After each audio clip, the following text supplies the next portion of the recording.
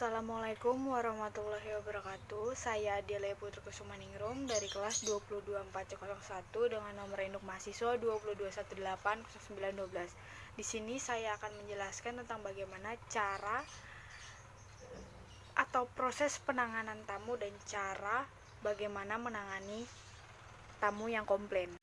Pertama-tama saya akan menjelaskan tentang pengertian tamu. Tamu adalah seseorang atau kelompok yang berkunjung ke suatu tempat atau instansi atau perusahaan yang memiliki kepentingan pribadi maupun kepentingan kelompok. Di sini saya akan menjelaskan tentang jenis-jenis tamu. Jenis-jenis tamu ada dua, yaitu jenis-jenis tamu tanpa perjanjian dan yang kedua jenis-jenis tamu dalam perjanjian. Jenis tamu dalam perjanjian ini maksudnya tamu ini sudah memiliki janji dengan pihak pimpinan atau pihak perusahaan. Bila pimpinan sudah siap untuk menemui tamu yang sudah ia janjikan, maka sekretaris akan mempersilakan tamu itu masuk ke dalam ruangan pimpinan. Yang kedua, tamu tanpa perjanjian. Tamu tanpa perjanjian itu biasanya dari pihak teman maupun keluarga pimpinan. Di sini saya akan menjelaskan tentang hal-hal yang harus diperhatikan dalam melayani tamu. Yang pertama adalah memberi salam dan menegur tamu dengan ramah dan sopan. Yang kedua, dapat melayani tamu dan memberikan informasi yang tamu perlukan. Yang ketiga, dapat membedakan antara hal yang boleh dibicarakan kepada tamu ataupun yang tidak boleh dibicarakan kepada tamu. Yang keempat, apabila pimpinan tidak dapat menemui tamu tersebut, berikan penjelasan dan jangan sampai menyinggung perasaan tamu. Yang kelima, usahakan tamu merasa senang apabila tamu terpaksa untuk menunggu dan sediakan bacaan seperti koran, majalah, atau apapun yang berada di ruang tunggu tersebut. Syarat menerima tamu. Yang pertama adalah apabila sudah ada janji, temui. Apabila sedang ada tugas di kantor lain, harus memberitahukan. Yang kedua, apabila tamu masuk, hendaknya memberi salam dengan sopan dan santun. Yang ketiga, berikan sapaan ramah kepada tamu tersebut.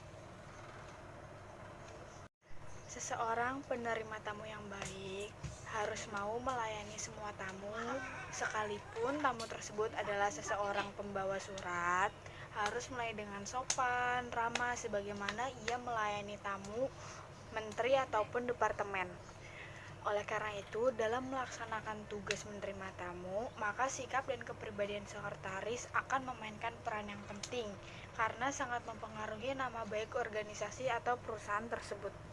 Hal-hal yang harus diperhatikan dalam melayani tamu yang pertama adalah berpenampilan rapi, bersih, dan segar. Yang kedua, berperilakulah sopan dan ramah. Yang ketiga, menggunakan ekspresi wajah yang hangat dan meyakinkan. Yang keempat adalah menghafal nama tamu. Yang selanjutnya adalah senang bergaul. Yang terakhir adalah menangani tamu yang komplain dengan profesional dan tidak menyakiti perasaan tamu tersebut.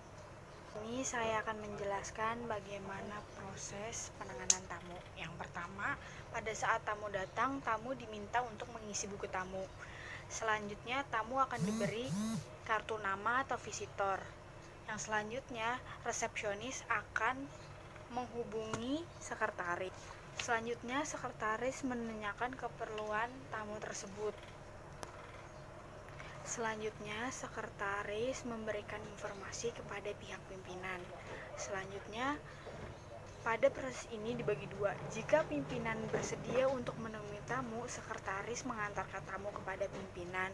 Selanjutnya, sekretaris memperkenalkan tamu kepada pihak pimpinan. Yang terakhir adalah sekretaris pamit untuk mengundurkan diri. Yang kedua, jika pimpinan tidak bersedia atau tidak dapat menemui tamu tersebut, yang harus dilakukan yang pertama adalah berikan alasan yang logis pada tamu dengan tidak menyakiti perasaan tamu tersebut.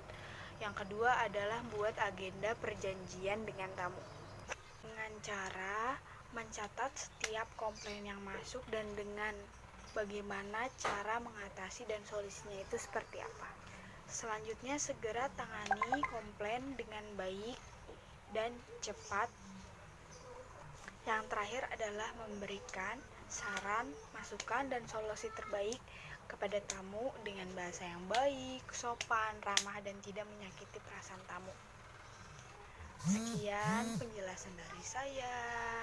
Kurang lebihnya mohon maaf. Wassalamualaikum warahmatullahi wabarakatuh.